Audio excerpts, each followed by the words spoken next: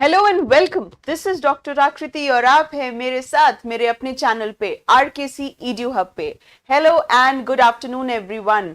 आसमा, अमन, सचिन, आसमा, फिर से Mansi, Chanchal, Sangeeta, Ravishankar, good afternoon everyone, good afternoon to all. चलिए भाई जल्दी जल्दी से सब लोग जुड़ जाइए फटाफट से। Rahul, very good afternoon, good afternoon to all, good afternoon, good afternoon. चलिए सब लोग जल्दी जल्दी से जुड़ जाइए ताकि आज का ये सेशन हम लोग फटाफट से शुरू कर सके। Alok Kumar Singh, good afternoon, good afternoon, very good afternoon. Gautam, good afternoon. चलो जल्दी से लाइक कर दो, वीडियो को शेयर कर दो फटाफट से, सबको लेकर आ जाइए। गुड आफ्टरनून इच्छा, good afternoon. Okay, class start करें हम लोग, क्लास स्टार्ट करें। चलिए तो क्लास स्टार्ट करते हैं हमारे मेटल्स एंड नॉन मेटल्स का part 2, class 2 for metals and non-metals. Okay, so good afternoon to all, very good afternoon। Lalit, Ram Narayan, good afternoon। चलिए शुरू कर रहे हैं। शुरू करने से पहले मैं आप लोगों को बता दूं, मेरी ये जो बायोलॉजी क्लास नोट्स की बुक है ये मेरे पब्लिकेशन हाउस पर अवेलेबल है। अभी तक अगर आपने ऑर्डर नहीं किया है तो जल्दी से ऑर्डर प्लेस करिए। ऑर्डर प्लेस करने के लिए आप इस नंबर पर एक व्हाट्सएप कर सकते हैं, आपको लिंक प्रोवाइड कर दी जाएगी, है ना। नहीं तो आप गूगल पर सीधे टाइप कर सकते हैं आर.के. चौधरी पब्लिकेशन और वहां से आप बुक परचेज कर सकते हैं। ओके, सो आर.के. चौधरी पब्लिकेशन आप गूगल पे टाइप करेंगे तो आपको मेरे पब्लिकेशन का नाम आ जाएगा और आप यहाँ से बुक मेरी परचेज कर सकते हैं। ओके, चलिए good afternoon to all. Lokesh, Santosh, good afternoon. ठीक है, सो आर.के. चौधरी पब्लिकेशन ये मेरा पब्लिकेशन हाउस है, यहाँ से आप बुक परचेज कर सकते हैं। ओके, और सारे मेरे सोशल मीडिया से कनेक्ट करने के लिए फेसबुक, टेलीग्राम, इंस्टाग्राम से कनेक्ट आप हो सकते हैं जीएस आकृति के नाम से। ओके, सो जीएस आकृति फेसबुक, टेलीग्राम, इंस्टाग्राम की मेरी यही वाली आईडी है। आगे चले हम लोग, आगे चले। चलिए सो क्लास स्टार्ट करते हैं। आज हमारा क्लास 2 है मेटल्स एंड नॉन मेटल्स का। Good afternoon Roshni, good afternoon dear, very good afternoon to all. चलो, लास्ट क्लास में हम लोगों ने क्या पढ़ा था? हमने मेटल की प्रॉपर्टीज पढ़ी थी, है ना। सो लास्ट क्लास में हम लोगों ने आपके मेटल्स, जितने भी मेटल्स हुए हैं, नॉन मेटल्स हैं, धातु और अधातु हैं, उनकी प्रॉपर्टीज पढ़ी थी, फिजिकल प्रॉपर्टीज पढ़ी थी। और हमने क्या पाया था? हमने पाया था कि metals normally good conductors of heat and electricity हैं, है ना। मेटल्स जो हैं वो गुड कंडक्टर होते हैं हीट एंड इलेक्ट्रिसिटी के, राइट। देखा था कि नहीं? सबको याद होगा, ये हम लोगों ने देखा था। ठीक है, चलिए और भी चीजें पढ़ी थी क्या कि मेटल्स में लश्चर होता है, उनमें एक चमक होती है ना। मेटल्स जो है वो आवाज निकालते हैं तो सोनरस होते हैं, राइट। ये सारी चीजों पे हम लोगों ने बात की थी। ओके, ये सारी चीजों पे हम लोगों ने बात की थी अपने लास्ट क्लास में। आज हम पढ़ेंगे chemical properties of metals and non metals. ठीक है, so good afternoon to all. Evening बोलने की ऐसी हैबिट है, गुड आफ्टरनून टू ऑल। चलिए पुष्पेंद्र जी भी आ गए हैं जिन्होंने हमारा स्टूडियो सेटअप किया है, आज वो भी ऑनलाइन है। पूरा जो स्टूडियो का हमारा सेटअप है वो उन्होंने ही किया है और हमेशा अवेलेबल रहते हैं किसी भी तरह की सहायता के लिए। तो बहुत बहुत शुक्रिया आप सभी का कि हमारे जो पढ़ाने का ये टैलेंट है आप लोगों तक पहुंचाने में मदद कर रहे हैं। चलिए बहुत बहुत शुक्रिया। Pintu Verma, good afternoon, good afternoon. चलिए ओके, सो सबसे पहले आपको एक चीज मैं याद कराना चाहूंगी, वो है आपकी रिएक्टिविटी सीरीज। तो रिएक्टिविटी सीरीज का क्या मतलब है ना। रिएक्टिविटी का मतलब है कि कौन से मेटल्स कितने रिएक्टिव हैं, यानी कितना जल्दी रिएक्ट कर सकते हैं। ठीक है, कितना जल्दी रिएक्ट कर, जैसे कि इन जनरल कहा जाता है ना, जब हम डे टू डे लाइफ की बात करते हैं तो कभी कहते हैं अरे वो तो बहुत ज्यादा तेज है, उसने किसी चीज को बस एक बार पढ़ा उसको याद हो जाता है ना, राइट। इसी तरह से रिएक्टिविटी सीरीज मेटल्स की होती है। रिएक्टिविटी, जो मेटल्स ज्यादा रिएक्टिव है, मतलब कहने का क्या मतलब होगा, वो ज्यादा जल्दी किसी भी तरह के केमिकल रिएक्शन में क्या होंगे, केमिकल रिएक्शन उनमें बहुत ज्यादा जल्दी होगा। तो रिएक्टिविटी सीरीज आप लोगों को याद होनी चाहिए। ठीक है, तो रिएक्टिविटी सीरीज मेरे साथ नोट डाउन करेंगे, फिर मैं इसको याद करने का ट्रिक भी आप लोगों को देती हूँ। ठीक है, ट्रिक भी देती हूं आप लोगों को। ठीक है, चलिए पोटाशियम। ओके, सबसे पहला क्या है पोटाशियम। ठीक है उसके बाद क्या है, सोडियम। मेरे साथ लिखते जाइए, फिर मैं आपको ट्रिक भी देती हूँ याद करने का। तो ज्यादा से कम रिएक्टिव की ओर, मैक्सिमम रिएक्टिविटी से कम रिएक्टिविटी की ओर चलते हैं। Okay, good evening, good afternoon Vikas, GS14 के स्टूडेंट हैं। चलिए ओके, कौन सी पीडीएफ नहीं आई है Lalit? PDF metals and non metals की मैं एक साथ डालूंगी, जब मैं इसको कंप्लीट कर लूंगी तो मेरे टेलीग्राम पे मिल जाएगी, है ना Lalit? Metals and non metals की पीडीएफ आपको मेरे टेलीग्राम चैनल पे मिल जाएगी जब मैं इस चैप्टर को कंप्लीट कर लूंगी उसके बाद। Okay, good afternoon Rohit, good afternoon Priyanka. So potassium, sodium, calcium, है ना, इसका केमिकल सिंबल भी लिखते जाइए। Potassium, sodium, calcium, magnesium,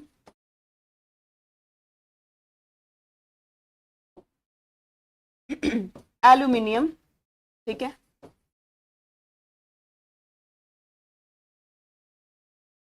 zinc,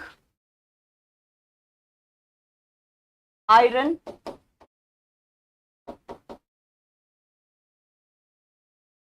lead, यहाँ पे एक नॉन मेटल हाइड्रोजन भी है, यहाँ पे एक नॉन मेटल हाइड्रोजन भी है, फिर क्या आता है? कॉपर, फिर मर्क्यूरी, फिर सिल्वर, और फिर गोल्ड, फिर सिल्वर और फिर गोल्ड। ठीक है, ये रिएक्टिविटी सीरीज आपको याद होनी चाहिए। कहने का क्या मतलब है? कहने का क्या मतलब है कि सबसे ज्यादा जो रिएक्टिव हैं, सबसे ज्यादा रिएक्टिव पोटेशियम है, फिर सोडियम है, कैल्शियम है, मैग्नीशियम है, एल्यूमिनियम है, जिंक है, आयरन है, लेड है, हाइड्रोजन है, कॉपर, मर्क्यूरी, सिल्वर और गोल्ड।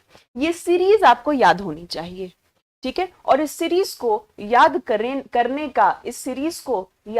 का ट्रिक क्या है? इस सीरीज को याद करने का ट्रिक बहुत अच्छा है। ओके, आप थंबनेल में देख सकते हैं कि लिखा हुआ है BPSC, UP PCS and all other state PCS.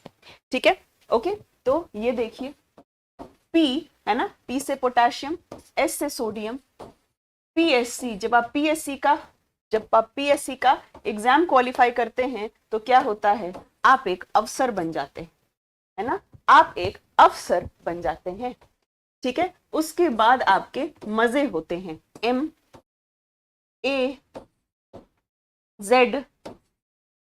है ना, मजे, आई। ओके, मजे को आई लिख दो, ई के जगह आई लिख दो।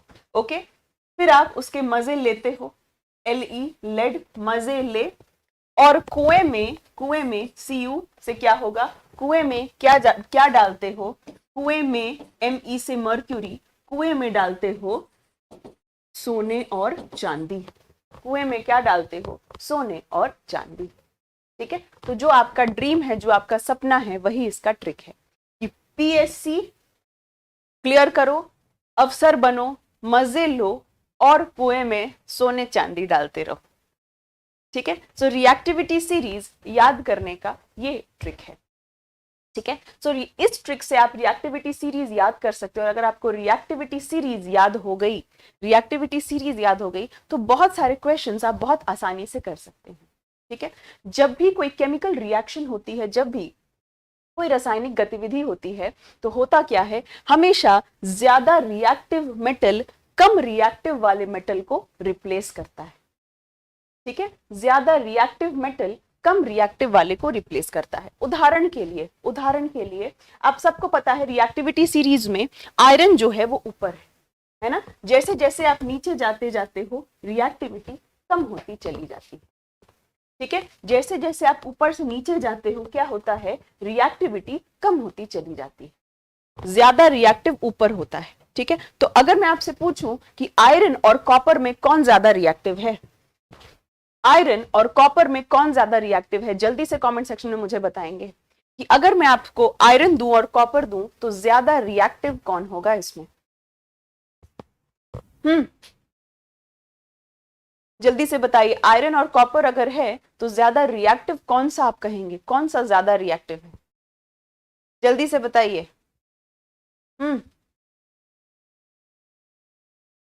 फटाफट से बताइए, जल्दी जल्दी से बताइए। यस, आयरन ज्यादा रिएक्टिव है, बिल्कुल सही, आयरन ज्यादा रिएक्टिव है। चलो, है ना। अब यहाँ पे मैं आपको एक एग्जाम्पल दे रही हूँ, यहाँ पे आपको मैं एक एग्जाम्पल दे रही हूँ, क्या देखते हैं। आयरन को अगर मैं कॉपर सल्फेट के साथ रिएक्ट करूंगी, है ना, आप सब ने माना कि आयरन ज्यादा रिएक्टिव है कॉपर सल्फेट से, है ना, कॉपर से, ठीक है, आयरन ज्यादा रिएक्टिव है कॉपर से, ठीक है। अरे कॉपर कैसे होगा ललित, कहाँ हो बेटा, सोए रहते हो क्या आप लोग।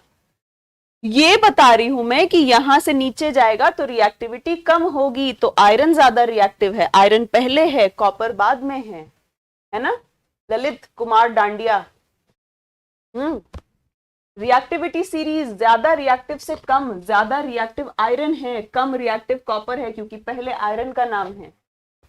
चलिए, तो जब हम आयरन को कॉपर सल्फेट से रिएक्ट करते हैं, चूंकि आयरन ज्यादा रिएक्टिव है, चूंकि आयरन ज्यादा रिएक्टिव है, तो ये क्या फॉर्म होगा, ये फॉर्म होगा FeSO4 प्लस कॉपर, है ना। आयरन ज्यादा रिएक्टिव है, ठीक है। देखो एक राहुल कुमार भी आ गया जो कॉपर को ज्यादा रिएक्टिव बता रहा है। चलो, क्या होगा ऐसे लोगों का बताओ, है ना। तो ये ज्यादा रिएक्टिव है, हमेशा ज्यादा रिएक्टिव वाले कम रिएक्टिव को रिप्लेस करता है, ठीक। अभी देखो, अगर मैं ऐसे लिखूं कॉपर प्लस FeSO4, तो क्या ये रिएक्शन हो सकती है। अगर मैं लिखूं कॉपर प्लस FeSO4, तो क्या ये रिएक्शन हो पाएगी। ये रिएक्शन नहीं हो सकती, क्योंकि कॉपर कम रिएक्टिव है, आयरन ज्यादा रिएक्टिव है। नहीं, आप खुद देखिए, आप खुद सोचिए, आप कहीं पर भी काम करने जाएंगे, है ना।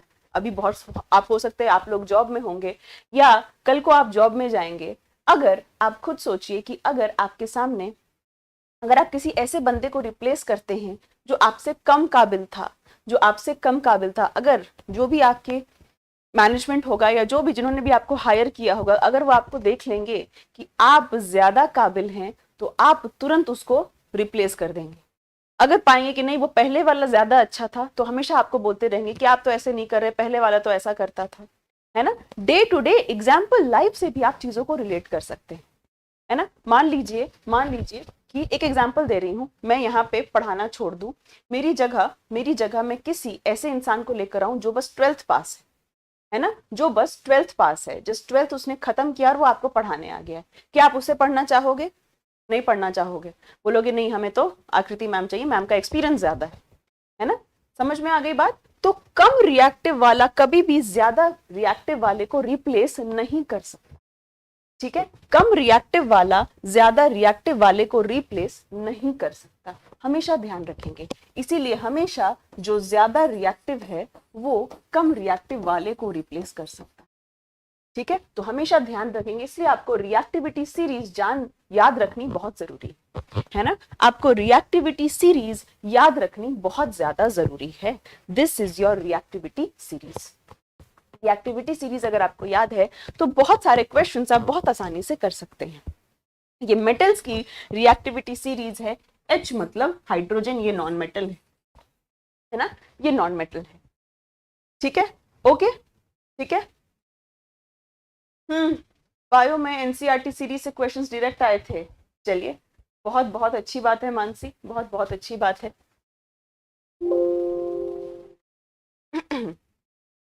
ओके, चलिए अब हम क्या पढ़ेंगे कि मेटल्स ऑक्सीजन से कैसे रिएक्ट करते हैं।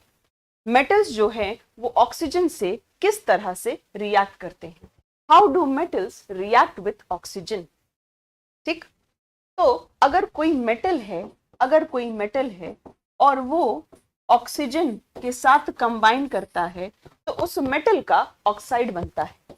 हमेशा याद रखिएगा कि क्या बनेगा, उस मेटल का ऑक्साइड बनेगा। उस मेटल का क्या बनेगा, ऑक्साइड। कॉपर एक मेटल है, ऑक्सीजन से रिएक्ट करेगा तो क्या बनेगा, कॉपर ऑक्साइड बनेगा, है ना, कॉपर ऑक्साइड बनेगा, ठीक है।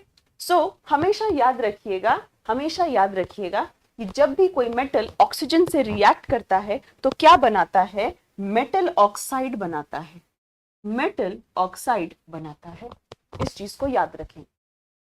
आमतौर पे अधिकतर जो भी मेटल ऑक्साइड्स होते हैं उनका केमिकल नेचर क्या होता है? उनका केमिकल नेचर होता है कि वो सारे बेसिक होते हैं, यानी क्षारक होते हैं। आमतौर पे मेटल के ऑक्साइड्स कैसे होते हैं? बेसिक होते हैं। और नॉन मेटल के ऑक्साइड्स कैसे होते हैं? एसिडिक होते हैं आमतौर पे, है ना। एक्सेप्शन अपवाद हो सकते हैं, मैं आमतौर पे बात कर रही हूं। ठीक है, तो नॉन मेटल के ऑक्साइड कैसे होंगे? नॉन मेटल भी ऑक्सीजन से रिएक्ट करेगा तो क्या बनेगा? ऑक्साइड बताएगा। तो नॉन मेटल के ऑक्साइड कैसे होंगे? ये अधिकतर एसिडिक होते हैं, यानी अम्लीय होते हैं।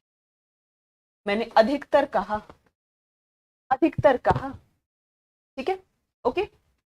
अब कभी कभार एक्सेप्शन यानी अपवाद आ सकता है। ठीक है, दो एक्सेप्शंस आपको मेटल में याद रखने हैं। मेटल में आपको दो एक्सेप्शंस याद रखने हैं, एल्यूमिनियम और जिंक।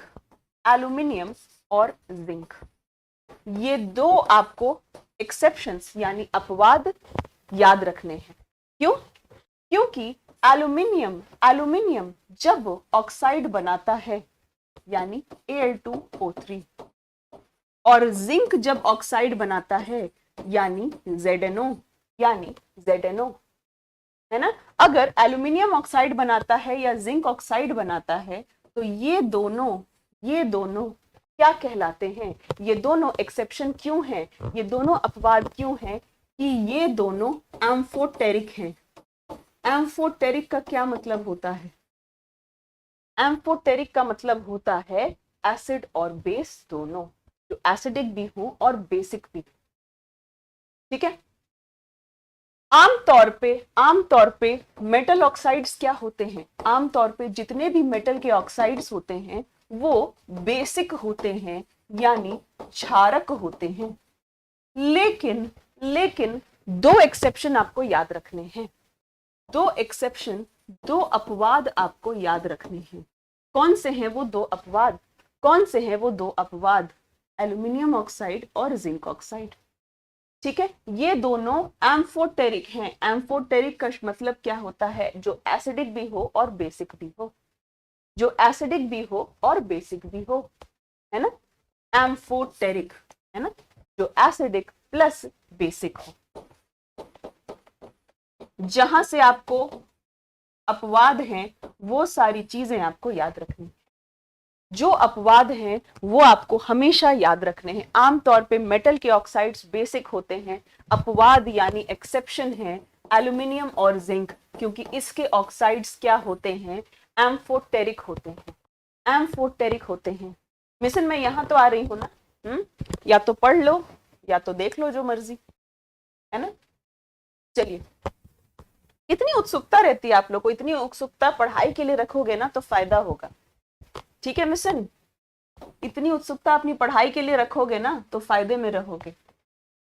मेरी जीवनी पे आपको क्वेश्चन नहीं आएगा कि मैं कहाँ पे पढ़ाती हूँ कहाँ पे नहीं पढ़ाती हूँ, है ना। यहाँ से सवाल आएगा, तो यहाँ पे कॉन्सेंट्रेट करोगे तो फायदे में रहोगे। चलिए, ओके, क्लियर हो गई ये वाली चीज। मेटल ऑक्साइड्स क्या है? बेसिक है। एक्सेप्शन ये दोनों आपको याद रखने हैं। चलिए, इसके बाद क्या आपको देखना है? इसके बाद आपको क्या देखना है? मेटल्स कैसे रिएक्ट करते हैं, मेटल्स कैसे रिएक्ट करते हैं ये देखना है। रिएक्टिविटी सीरीज जल्दी से कमेंट सेक्शन में लिखेंगे। रिएक्टिविटी सीरीज जल्दी से कमेंट सेक्शन में लिखेंगे, बहुत बहुत जल्दी से। यस, बहुत बहुत जल्दी से रिएक्टिविटी सीरीज मेरे कमेंट सेक्शन पे मुझे दिखना चाहिए। सबसे पहले क्या था, क्या बोला था मैंने? पीएससी यानी स्टेट पीसीएस की नौकरी ले लो। पोटेशियम, सोडियम, कैल्शियम, पीएससी हो गया। पीएससी की अगर आपको पद मिल जाएगी तो आपके क्या होंगे? आपके मजे होंगे, MAZI, मज्जी, है ना, यानी मैग्नीशियम, एल्यूमिनियम, जिंक, आयरन। ठीक है, उसके बाद आप क्या करोगे? उसके बाद आप कुएं में क्या डालोगे? Hg, कुएं में यानी मर्क्यूरी। कुएं में आप क्या डालोगे? चांदी और सोना। कुएं में आप क्या डालोगे? चांदी और सोना। ठीक है, तो ये क्या है, ये रिएक्टिविटी सीरीज है। इससे हमें क्या पता चलता है कि जो पोटेशियम और सोडियम है वो सबसे ज्यादा रिएक्टिव है ना, सबसे ज्यादा रिएक्टिव है। ठीक है, होता क्या है कि जो पोटेशियम एंड सोडियम, अगर आप इसको रख दो खुले में और अगर ये एयर से कांटेक्ट में आ गया, ऑक्सीजन से कांटेक्ट में आ गया, तो क्या होगा, इसमें बहुत जल्दी ये रिएक्टिव होते हैं, आग लग सकती है। इसीलिए हम इन दोनों को केरोसिन ऑयल में रखते हैं। ठीक है, इसीलिए हम इन दोनों को केरोसिन ऑयल में स्टोर करते हैं, क्योंकि ये बहुत ज्यादा रिएक्टिव होते हैं, है ना। ये इतनी तेजी से रिएक्ट करते हैं, हाइड्रोजन गैस निकलता है और उससे आग पकड़ सकती है। उससे क्या पकड़ सकती है, उससे आग पकड़ सकती है। इतना ज्यादा ये खतरनाक होता है। इसीलिए हम इन दोनों को क्या करते हैं, केरोसिन ऑयल, किरासन के तेल में डिप करके रखते हैं। ठीक है, अब आ जाओ कैल्शियम पे, अब आ जाओ कैल्शियम पे। तो कैल्शियम जो रिएक्ट करता है ना, कैल्शियम जो रिएक्ट करता है वो इतनी तेजी से रिएक्ट नहीं करता है ना, वो इतने वायलेंटली रिएक्ट नहीं करता है। ठीक है, पर सबसे ज्यादा भयानक तरीके से ये दोनों रिएक्ट करते हैं, क्योंकि ये दोनों रिएक्टिविटी सीरीज में बिल्कुल ऊपर है, बिल्कुल ऊपर है। ठीक है, फिर आता है आपका मैग्नीशियम, एल्यूमिनियम, जिंक और लेड। मजे ले तो लिखा ही नहीं है ना, ले तो लिखा ही नहीं था, ले छूट गया था यहाँ पे, ये रहा लेड। ठीक है, देखो मैंने लेड नहीं लिखा तो बाकियों का भी लेड मिसिंग दिख रहा है मुझे, है ना, लेड मिस हो गया था। तो मैग्नीशियम, एल्यूमिनियम, जिंक और लेड, ये चारों जो मैंने गोले लगाए हैं, मैग्नीशियम, एल्यूमिनियम, जिंक और लेड, ये क्या करते हैं, तो ये जब भी एयर से क्या करते हैं, एयर से या ऑक्सीजन से रिएक्ट करते हैं, एयर से या ऑक्सीजन से जब भी ये रिएक्ट करते हैं तो क्या करते हैं, अपने ऊपर एक मेटल ऑक्साइड की लेयर फॉर्म कर देते हैं। आपको याद होगा मैंने बताया था कि रस्टिंग से बचने के लिए, रस्टिंग यानी जंग लगने से बचने के लिए क्या किया जाता था, गैल्वेनाइजेशन किया जाता था, गैल्वेनीकरण किया जाता था। गैल्वेनाइजेशन में किस मेटल का प्रयोग किया जा रहा था, गैल्वेनाइजेशन में कौन से मेटल का प्रयोग किया जा रहा था, जल्दी से बताइए। गैल्वेनाइजेशन में कौन से मेटल का प्रयोग किया जा रहा था, फटाफट से बताइए, जल्दी जल्दी से बताइए। जिंक का, है ना, जिंक का प्रयोग किया जा रहा था, क्योंकि आप देख सकते हैं रिएक्टिविटी सीरीज में जिंक ऊपर है आयरन से, जिंक जो है वो ऊपर है आयरन से। ठीक है, सो मैग्नीशियम, एल्यूमिनियम, जिंक और लेड, मैग्नीशियम, एल्यूमिनियम, जिंक और लेड, ये चारों जो होते हैं, ये चारों जब भी मेटल ऑक्साइड से रिएक्ट करते हैं, ऑक्सीजन से रिएक्ट करते हैं, तो मेटल ऑक्साइड्स की लेयर फॉर्म कर देते हैं, है ना, मेटल ऑक्साइड्स की लेयर फॉर्म कर देते हैं, और उस वजह से उनके नीचे जो मेटल होता है वो बच जाता है, उनके नीचे जो मेटल होता है वो बच जाता है। ठीक है, सो ध्यान रखना है, मैग्नीशियम, एल्यूमिनियम, जिंक और लेड, ये चारों जो होते हैं ये मेटल की एक ऐसी ऑक्साइड फॉर्म कर देते हैं ऊपर, जो क्या होती है, जिससे नीचे, उनके नीचे जो भी अगर कोई मेटल रहता है तो वो बच जाता है। ठीक है, समझ में आई बात। आयरन क्या है, आयरन बहुत तेजी से रिएक्ट नहीं करता, क्योंकि रिएक्टिविटी सीरीज में नीचे है ना, रिएक्टिविटी सीरीज में नीचे है। पर आयरन के जो छोटे छोटे टुकड़े होते हैं, आयरन के जो छोटे छोटे टुकड़े होते हैं, ये बहुत तेजी से रिएक्ट करते हैं। ओके, तो बात आपको याद या क्या रखनी है यहाँ पे, रिएक्टिविटी सीरीज में आपको याद ये रखना है, रिएक्टिविटी सीरीज याद रखेंगे, मेटल और ऑक्सीजन की रिएक्शन की जहां पर बात होती है, आपको याद रखना है कि सबसे रिएक्टिव वो होंगे जो रिएक्टिविटी सीरीज में सबसे ऊपर बने हुए हैं, यानी सोडियम और पोटेशियम। और जो ये सोडियम और पोटेशियम है, ये इतने तेज रिएक्टिव होते हैं, आप इनको खुले में नहीं रख सकते, तुरंत आग पकड़ सकते हैं ये, इसीलिए आप इनको केरोसिन ऑयल में छुपा कर रखते हैं, क्योंकि ज्यादा ये रिएक्टिव है, ठीक है, ओके। बहुत अच्छी बात है कि सिल्वर और गोल्ड रिएक्टिव नहीं होता, बिल्कुल नीचे है रिएक्टिविटी सीरीज में, तो सिल्वर और गोल्ड जो होता है वो रिएक्ट करता ही नहीं। ठीक, इतनी सी बात क्लियर हो गई आप लोगों को। आगे चलिए अब आ जाइए reaction of metals with water. Reaction of metals with water. ठीक है, चलिए अजय अजय का सवाल है, अजय क्या आपने 10th स्टैंडर्ड छोड़ दिया? अजय इंग्लिश, क्या आपने 12th स्टैंडर्ड छोड़ दिया? बताओ अजय यार, एक बार जवाब दे दो। अजय इंग्लिश, अजय इंग्लिश, अभी आप 12th में हो या 10th में हो? पहले ये मुझे जवाब दीजिए।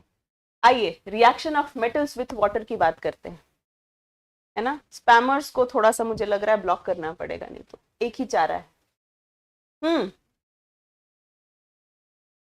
रिएक्टिविटी सीरीज में सबसे पहले आप देखिए, रिएक्टिविटी सीरीज जब भी आप वाटर का देखते हैं ना, वाटर का देखते हैं तो आप उसको 3 में डिवाइड करते हैं। ठीक है, हॉट वाटर, सॉरी, सबसे पहले आप लिखते हैं कोल्ड वाटर, ठंडा पानी, कोल्ड वाटर, कोल्ड वाटर के बाद क्या लिखते हैं?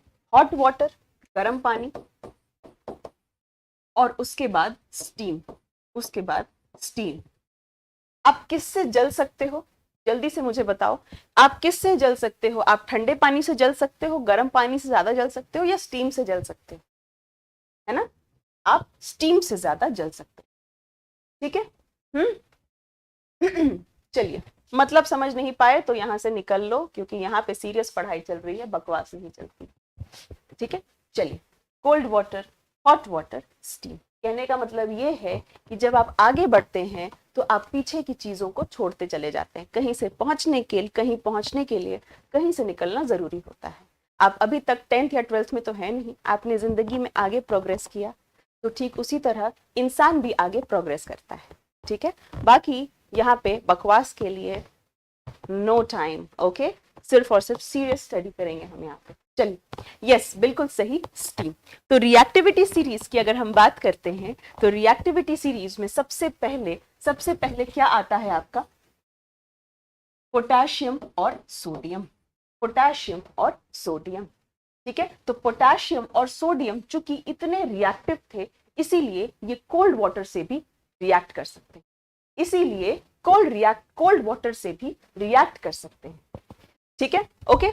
सो सबसे पहले आप ध्यान रखेंगे कि जो भी मेटल्स हैं, जब वो वाटर से रिएक्ट करते हैं तो क्या बनाते हैं? मेटल हाइड्रोक्साइड्स, है ना, मेटल हाइड्रोक्साइड बनाते हैं, मेटल हाइड्रोक्साइड बनाते हैं। ठीक है, अरे यार इसको ब्लॉक करो यार, ये स्पैम कर रहा है। हाँ, ब्लॉक करना पड़ेगा, मैं, यू आर राइट, ब्लॉक करना पड़ेगा।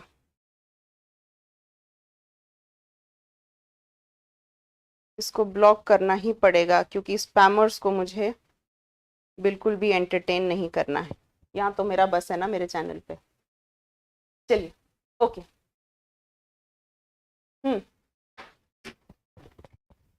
चलो यहाँ पे आ जाओ। सो मेटल और वाटर जब रिएक्ट करते हैं तो क्या बनाते हैं? मेटल हाइड्रोक्साइड बनाते हैं। ठीक है, चलिए अब देखिए यहाँ पे सबसे पहले रिएक्टिविटी सीरीज में जो मेटल्स बिल्कुल ऊपर होंगे, वहां पे क्या होगा? वो बहुत जल्दी रिएक्ट करेंगे। जो मेटल्स ऊपर होंगे वो बहुत जल्दी रिएक्ट करेंगे। ठीक है, रिएक्टिविटी सीरीज में जो मेटल टॉप पर होंगे जल्दी रिएक्ट करेंगे और ठंडे पानी से भी रिएक्ट कर जाएंगे। ठीक है, ठंडे पानी से भी रिएक्ट कर जाएंगे। तभी मैं कह रही हूँ आपको रिएक्टिविटी सीरीज याद रखनी बहुत ज्यादा जरूरी है। ठीक है, ठंडे पानी से भी रिएक्ट कर जाएंगे। जो बिल्कुल नीचे होंगे, जो बिल्कुल मतलब थोड़े से नीचे होंगे, वो स्टीम से रिएक्ट करेंगे, और जो बीच में होंगे वो गर्म पानी से रिएक्ट करेंगे। ठीक है, गर्म पानी से रिएक्ट करेंगे। तो सोडियम और पोटेशियम चूंकि ज्यादा रिएक्टिव है तो ये ठंडे पानी से भी रिएक्ट कर जाएंगे। ठीक है, सेम चीज कैल्शियम के लिए भी है।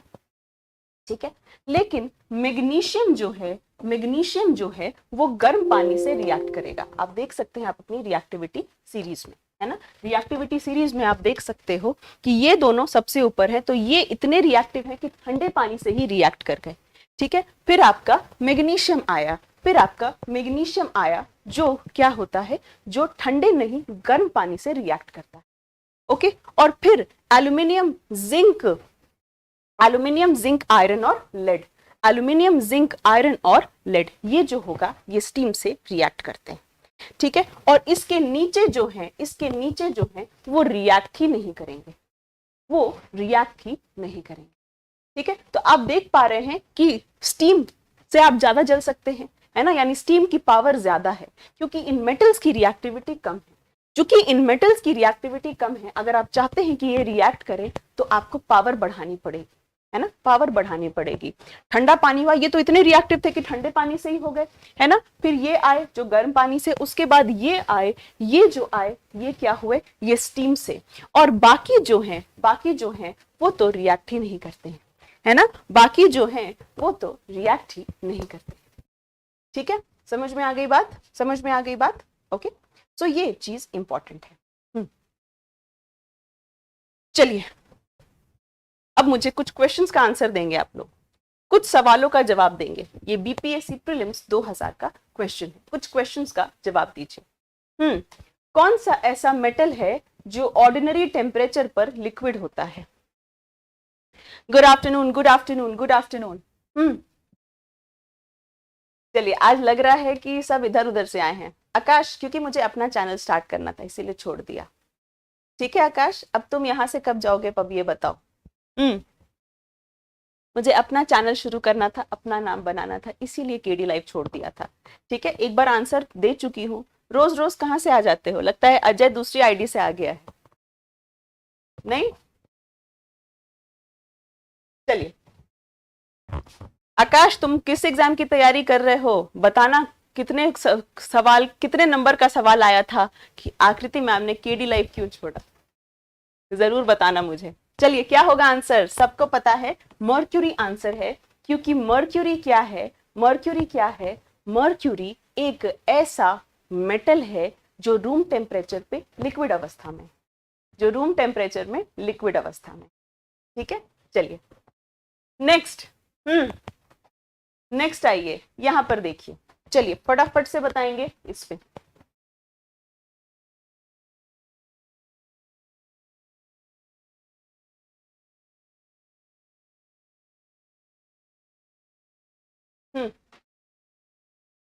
यस, मोस्ट रिएक्टिव मेटल कौन सा है, मोस्ट रिएक्टिव मेटल कौन सा है,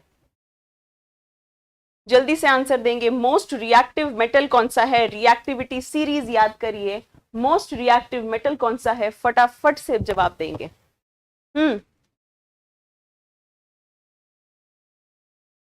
यस, मोस्ट रिएक्टिव मेटल कौन सा है, वेरी गुड, पोटेशियम, है ना। देख लीजिए, बीपीएससी प्री 2015 का सवाल है और डायरेक्ट आपके रिएक्टिविटी सीरीज से ये सवाल है। चलिए, ये अच्छा सवाल है, ये अच्छा सवाल है, ये मैं आप लोगों को बता देती हूँ, है ना, इसको प्लीज नोट करेंगे इंफॉर्मेशन के तौर पे अपने अपने नोटबुक्स में। ठीक है, लिथियम, Li, लिथियम से लाइट, है ना, लिथियम जो है वो सबसे लाइटेस्ट है, जो सबसे लाइटेस्ट है, और ऑस्मियम जो है वो सबसे हेवीएस्ट है, सबसे हेवीएस्ट मेटल है। तो सबसे हल्का धातु, सबसे हल्का धातु कौन सा है, वो है लिथियम, और सबसे भारी धातु कौन सा है, वो है ऑस्मियम। इसको नोट करेंगे प्लीज, ठीक है, इसको आप लोग नोट करेंगे। सो लाइटेस्ट लिथियम लाइट, है ना, लिथियम लाइटेस्ट है, ऑस्मियम हेवीएस्ट। ठीक है, लिथियम लाइटेस्ट है और ऑस्मियम जो है वो हेवीएस्ट। इसको प्लीज अपने अपने नोटबुक्स में नोट करेंगे, इस तरह के सवाल आपसे अक्सर पूछे जाते हैं, लाइटेस्ट एंड हेवीएस्ट। ठीक है, सारे लोगों ने, आई होप आपने नोट कर लिया है इसको। चलेंगे नेक्स्ट क्वेश्चन पे, चलेंगे नेक्स्ट क्वेश्चन पे चलेंगे। इनके बीच में सबसे ज्यादा हार्डेस्ट कौन है, ये तो आप पढ़ते आए हैं शुरू से, है ना, हार्डेस्ट नेचुरल अकरिंग सब्सटेंस, बिल्कुल सही, लिथियम बैटरीज में उपयोग किया जाता है। हार्डेस्ट कौन सा है इनमें से, हार्डेस्ट नेचुरल अकरिंग सब्सटेंस कौन सा है,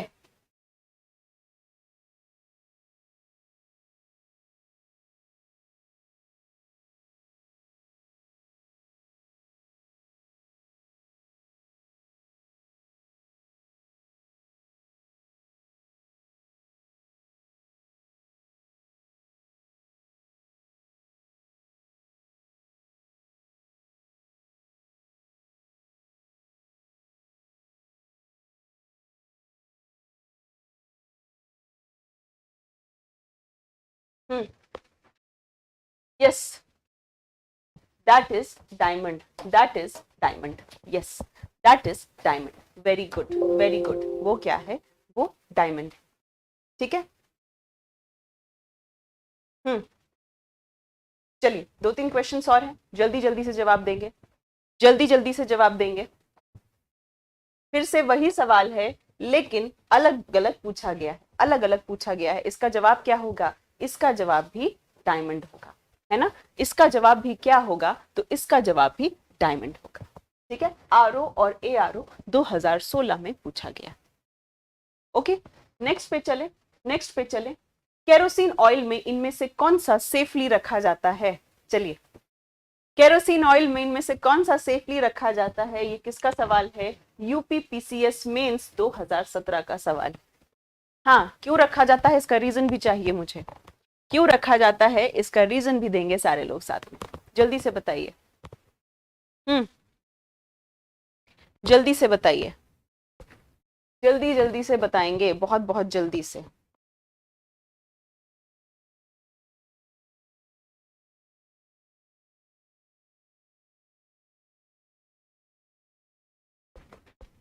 yes, what is it, it is sodium, very good, क्योंकि वो रिएक्टिविटी सीरीज में सबसे ऊपर होता है, sodium and potassium reactivity series में सबसे ऊपर होता है।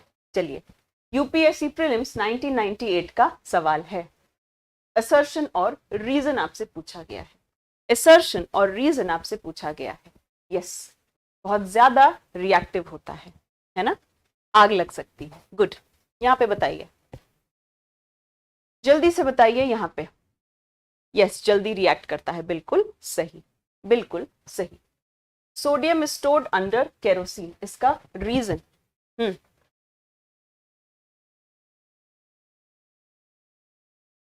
क्या होगा इसका, क्या रीजन होगा इसका, बिल्कुल ये बात तो सही है ना, ये बात तो सही है, असर्शन तो सही है। रीजन क्या है, क्या ये मेल्ट कर जाता है, या मेल्ट कर जाता है ना, क्या ये मेल्ट कर जाता है, बिल्कुल नहीं, बिल्कुल नहीं, ठीक है। Yes, this is assertion is right and reason is false, assertion is right and reason is false, है ना। ओके, चले आगे, चले आगे, चलिए अब हम चलेंगे नेक्स्ट पे, नेक्स्ट पे। ये अच्छा क्वेश्चन है, ओके, ये अच्छा क्वेश्चन है। Poorest conductor of heat among the following, poorest conductor of heat among the following, चलिए बताइए।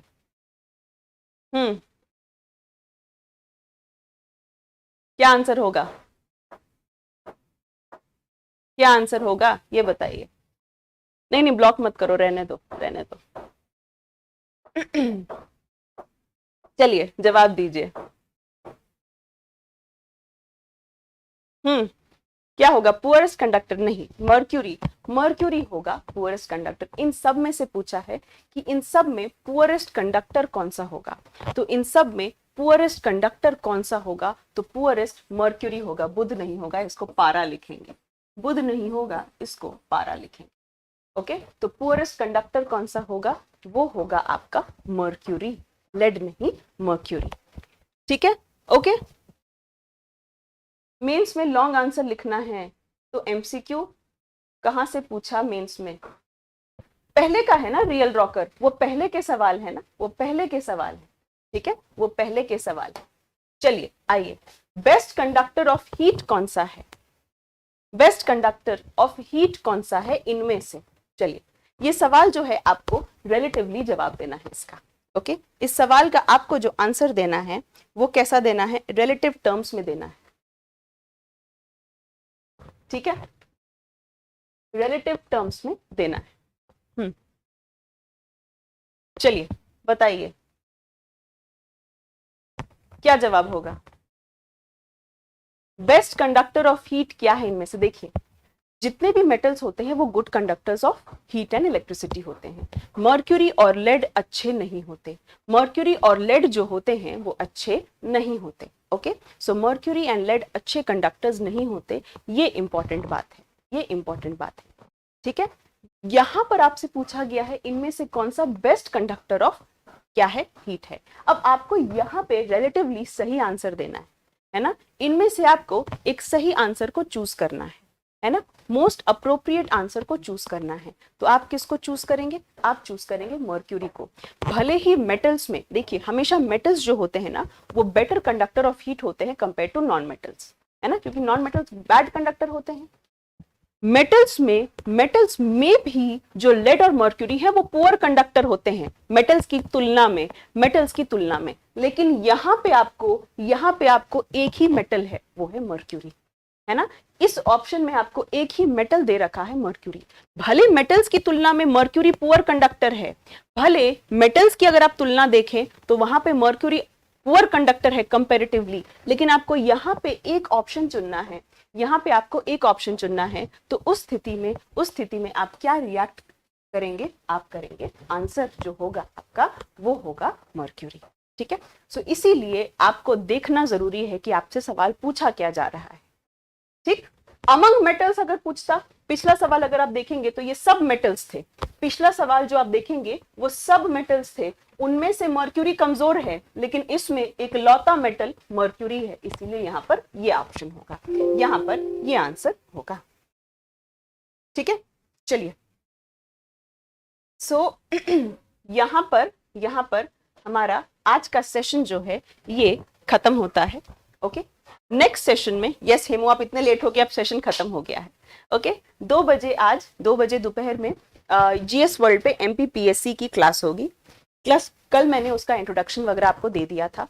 जो लोग आप लोग नहीं आए थे मैं आपको बता दूं, एमपीपीसीएस जो एग्जाम होता है ना, वो क्या है, मध्य प्रदेश के लिए एग्जाम है ना, एमपी यानी मध्य प्रदेश, है ना, मध्य प्रदेश का लोक सेवा आयोग।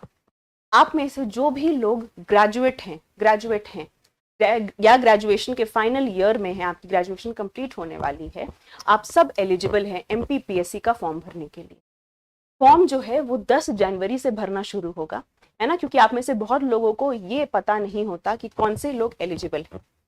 कई बार ये लगता है कि सिर्फ एमपी वाले फॉर्म भर सकते हैं, ऐसा नहीं। 283 वैकेंसीज हैं उसमें टोटल। ठीक है, 283 वैकेंसीज हैं। तो अगर आपको थोड़ा सा आपका लेवल अच्छा है और थोड़ी सी आप तैयारी कर सकते हैं, करना चाहते हैं, 24 अप्रैल 2022 को उसका एग्जाम है ना।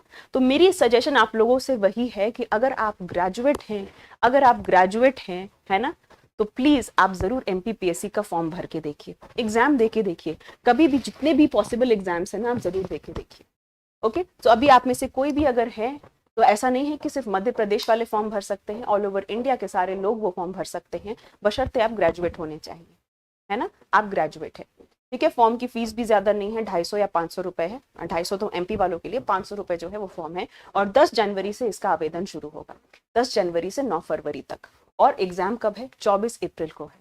ठीक है, तो एक बार प्लीज आप फॉर्म भरिए, एग्जाम देके देखिए, है ना, क्योंकि आपको नहीं पता कि आपकी तैयारी अच्छी हो कब किस जगह, है ना, लॉटरी लग जाए, कोई भरोसा नहीं है। मेहनत करते रहिए पर एग्जाम्स भी देते रहिए, है ना। जितने एग्जाम्स देंगे उतने आप अपने चांसेस बढ़ा रहे हैं, और जब अफसर बनने का मौका मिल रहा है तो why not give it a shot. ठीक है, सो प्लीज आप लोग जरूर भरिए उस फॉर्म को, कल ही मैंने उसके बारे सारी डिटेल्स आपको बताई हैं जीएस वर्ल्ड के चैनल पे, है ना। क्या क्या सिलेबस, उसका टेक वाला पोर्शन है, साइंस एंड टेक है, वो भी मैं वहां पर पढ़ाऊंगी। वो तो पेड बैच है उनका, वो आपकी मर्जी, आप पेड ले ना ले। ठीक है, तो सारी चीजें मैंने वहां पर आपको इन्फॉर्मेशन दे दी है, आप उसको देख सकते हैं। आज 2 बजे, कल मैंने बायोलॉजी शुरू की थी उसमें, तो आज भी 2 बजे उसमें बायोलॉजी ही पढ़ाई जाएगी, है ना। पहले बायो खत्म कर लूंगी, फिर फिजिक्स, केमिस्ट्री और साइंस एंड टेक भी मुझे उस बैच में पढ़ाना है। ओके, उस बैच में मुझे साइंस एंड टेक भी पढ़ाना है। ठीक है, सो वहां पर आप जरूर प्लीज अपना फॉर्म भरिए एमपीपीएससी का। ठीक है, चलिए, तो जितने भी आपकी गवर्नमेंट एग्जाम से जरूर आपको फॉर्म भरना चाहिए। बीपीएससी वाला की तो डेट निकल गई, एमपीपीएससी की डेट अभी निकली नहीं है, 10 से शुरू है, 9 फरवरी तक आप भर सकते हैं, तो प्लीज उसको जरूर भरिएगा। ठीक है, चलिए फिर अब हम लोग कल मिलेंगे नेक्स्ट सेशन में, तब तक खुश रहिए, मस्त रहिए और पढ़ते रहिए। Thank you so much, bye bye.